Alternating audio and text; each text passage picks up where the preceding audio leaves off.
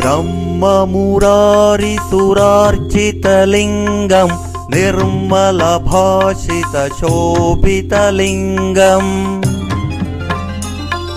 जन्मजदुःखविनाशकलिङ्गम् तत्प्रणमामि सदा शिवलिङ्गम्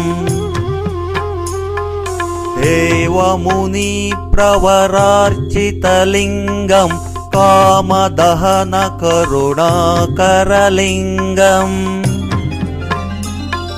रावणदर्पविनाशनलिङ्गम् तत्प्रणमामि सदा शिवलिङ्गम्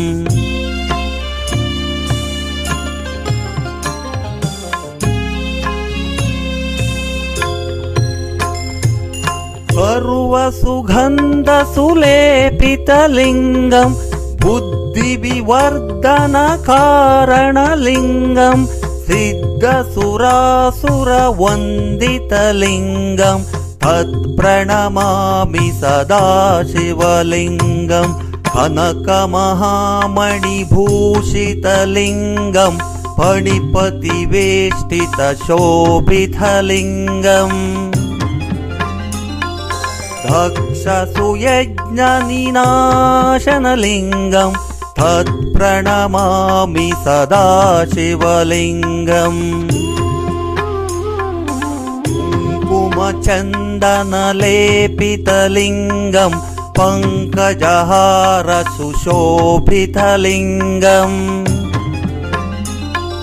सञ्चितपापविनाशनलिङ्गम् तत्प्रणमामि सदा शिवलिङ्गम्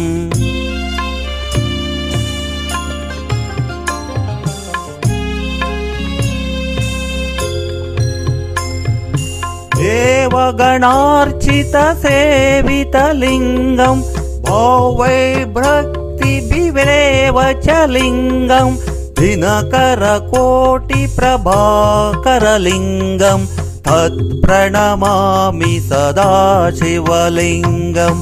अष्टदलोपरिवेष्टितलिङ्गम् सर्वसमुद्भवकारणलिङ्गम् अष्टदरिद्रविनाशनलिङ्गम् तत्प्रणमामि सदा शिवलिङ्गम् सुरगुरुसुरवरपूजितलिङ्गम् सुरवनपुष्पसदार्चितलिङ्गम् परात्परं परमात्मकलिङ्गम् तत्प्रणमामि सदा शिवलिङ्गम् लिङ्गाष्टकमिदं पुण्यं यः पठेत् शिवसन्निधौ शिवलोकमहाम्नोति शिवेन सह मोदते।